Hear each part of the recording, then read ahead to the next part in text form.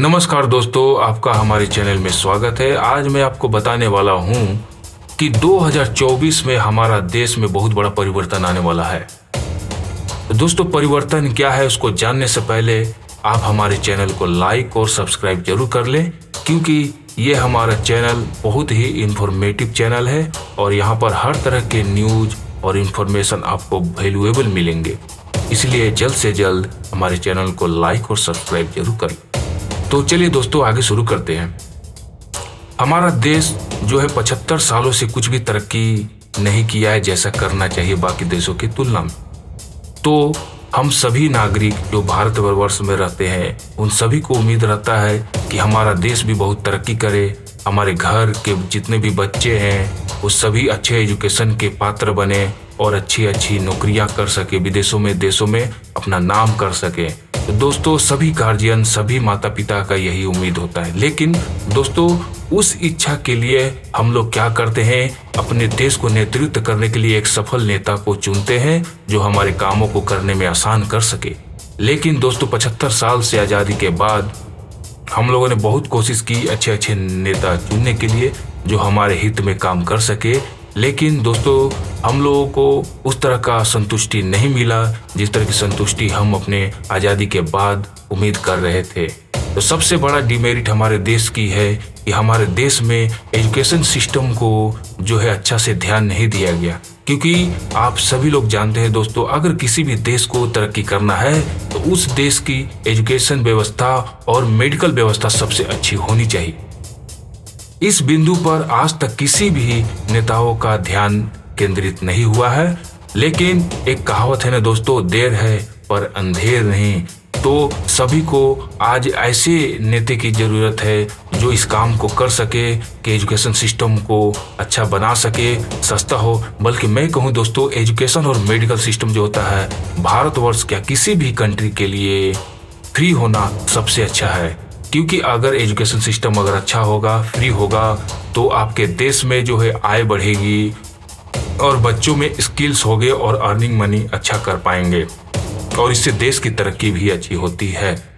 तो दोस्तों, ये सोच सभी नागरिकों के अंदर होने चाहिए। लेकिन हम लोग को भी ये सोचना चाहिए कि हम ऐसे नेता को चुने जो हमारे हितों का ध्यान रखे। लेकिन हम लोग इग्नोर कर देते हैं और अपने जाति पाति और एक देखा दिखाओ में बिना दिमाग लगाए किसी को भी चुन लेते हैं।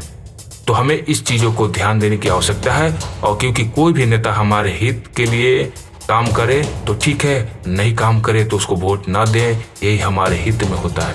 तो दोस्तों, मैं ये कहना चाहूँगा कि इस तरह का जो सोच है हम लोग सभी सोचते आ रहे हैं। लेकिन अब मुझे लगता है कि ये सोच असफल हो सकता है, क्योंकि एक ऐसे इंसान ने धरती पर जन्म लिया है, मैं अगर कहूँ तो धरती के लिए, माँ के लिए काम करने के लिए तत्पर है और उसने अपने जीवन में बहुत सारे संघर्ष करके इस धरती माँ को समर्पित कर दिया है अपने आप को और ईमानदारी से, ऑनेस्टी से इस काम को करने में अंजाम दे रहा है।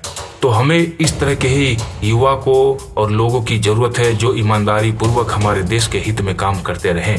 तो दोस्तों, इस वीडियो में आज मैं ऐसे इंसान की भविष्यवाणी करने जा रहा हूँ जो इंसान से मैं उम्मीद करता हूँ, हो सकता है यहाँ पर बहुत लोग होंगे जो इस तरह के इंसान को चाहते हैं और उम्मीद करते हैं।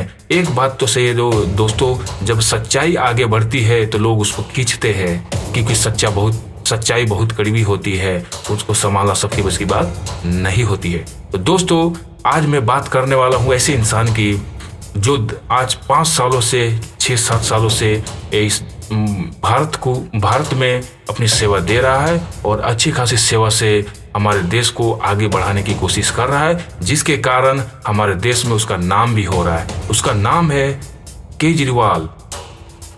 दोस्तों, उसका नाम है केजरीवाल।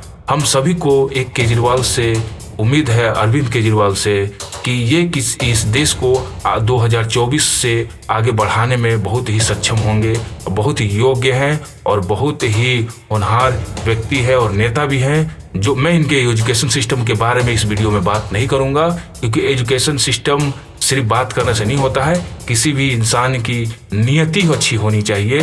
तो इस इंसान में मुझे उसकी नियति अच्छी दिखती है, जो इस धरती के लिए, जो इस धरती माँ के लिए, इस देश के लिए करने में सक्षम है। तो मैं इसलिए डायरेक्ट पॉइंट पर आऊँगा और अब आपको बताऊंगा कि ये इंसान है जिसकी भविष्यवाणी की जा सकती है कि ये 2024 में भारतवर्ष को पूरा परिवर्तित कर सकता है और इस देश में एजुकेशन सिस्टम को बहुत अच्छा कर सकता है और मेडिकल सिस्टम को बहुत अच्छा कर सकता है, जो कि हम सभी लोगों की एक बेसिक और बुनियादी आवश्यकताएं हैं। तो दोस्तों, अभी आप देख रहे होंगे अरविंद केजरीवाल ने दिल्ली में अपना शासन चलाते हुए और बाकी भी राज्यों पर भी ध्यान दिया हुआ है और वहाँ सभी जहाँ पर भी उन्होंने जीता है, अभी फिलहाल में उन्होंने पंजाब को जीता है, पंजाब में भी अच्छा काम हो रहा है, वहाँ पर भी एजुकेशन सिस्टम और मोहल्ला क्लिनिक जैसे सामाजिक कल्याण बहुत अच्छी तरीके से चल रहे हैं। अब उनकी बारी है गुजरात की। तो दोस्तों, हम सभी को सोचना चाहिए कि इस तरह का इंसान अगर कुछ अच्छा कर सकता है तो इसको आगे बढ़ाए वोट देकर। अपने इसकी ये न सोचे कि वो जीत रहा है, नहीं कि दोस्तों हम लोगों को ये सोचना चाहिए कि हम लोग जीत रहे हैं। ये हमारी थॉट है कि हमारे बच्चों को अच्छा एजुकेशन और मेडिकल हो और महंगाई से निजात दे। तो मुझे इस पॉइंट पे बात करने के लिए इसलिए टॉपिक मिला क्योंकि मुझे दिखा कि इस अरविंद केजरीवाल ने अपने देश के हित के लिए बहुत चीज़ें हैं जो आगे करते आ रहे हैं और बहुत फास्ट और तेज़ी से ये काम करते जा रहे हैं। तो हम सभी को उम्मीद है ये कुछ अच्छा कर सकते हैं। तो विश्वास पर ही पूरी दुनिया टिकी होती है, इसलिए हमें मौका भी देना चाहिए। मैं ये नहीं सोच रहा हूँ कि मैं इनका प्रचार कर रहा हूँ, लेकिन दोस्तों मैं किसी भी पार्टी और संप्रदाय से नहीं हूँ। मैं जो देखता हूँ उसी की बात कर रहा हूँ, उसके काम को देखता हूँ। क्रिटिसाइज करना बहुत आसान होता है, लेकिन उसके गुणों को और उसके द्वारा किए गए कामों को सराहना करना बहुत मुश्किल काम होता है। तो इसलिए हमें एक स्वार्थी बनकर, एक स्वार्थ जीव बनकर हमें ये देखना चाहिए कि क्या ये व्यक्ति हमारे हित में काम कर रहा है या नहीं। अगर हमको लगता है कि ये काम हित में नहीं कर रहा है तो मैं भी उम्मीद करता हूँ कि इस तरह के इंसान को कभी वोट नहीं देना चाहिए। लेकिन दोस्तों, ये बहुत ही सीरियस मामला है कि अगर हम इस तरह के इंसान, अगर कोई भी इंसान हो, अरविंद केजरीवाल हो या कोई भी इंसान हो, किसी भी तरह का नेता हो, अगर देश के हित में काम कर रहा, देश को मुनाफा पहुंचा रहा हो, तो हमें इस तरह के इंसान को आगे बढ़ाना चाहिए। क्योंकि हमारा देश का तरक्की होगा तो हमारा देश का फिर से नाम होगा, क्योंकि हमारा देश विद्वानों का देश माना जाता है और यहाँ हर एक लोग विद्वान हैं, पर वो कोई होता है गलत रास्ते पे चला जाता है, कोई सही रास्ते पे चला जाता है। तो इसलिए मैं उम्मीद करता हूँ कि ये इंसान 2024 में प्रधानमंत्री बनने लायक है और मुझे पूरा विश्वास है कि ये इंसान 2024 में प्रधानमंत्री उम्मीदवार के लिए बहुत अच्छा सटीक ये नेता होगा। दोस्तों, अब मैं आगे आने वाली जो भी नेक्स्ट वीडियो होगी उसमें मैं बताने वाला हूँ अरविंद केजरीवाल के राजनीतिक जीवन में क्या क्या संघर्ष रहे और उनकी सफलताओं के बारे में बात करूंगा नेक्स्ट वीडियो में। तो दोस्तों, हमारे चैनल को लाइक और सब्सक्राइब करते रहें ताकि मैं इस तरह की इंफॉर्मेटिव वीडियो लाते रहूं जो आपके बहुत काम की हो और आपके फायदे की हो।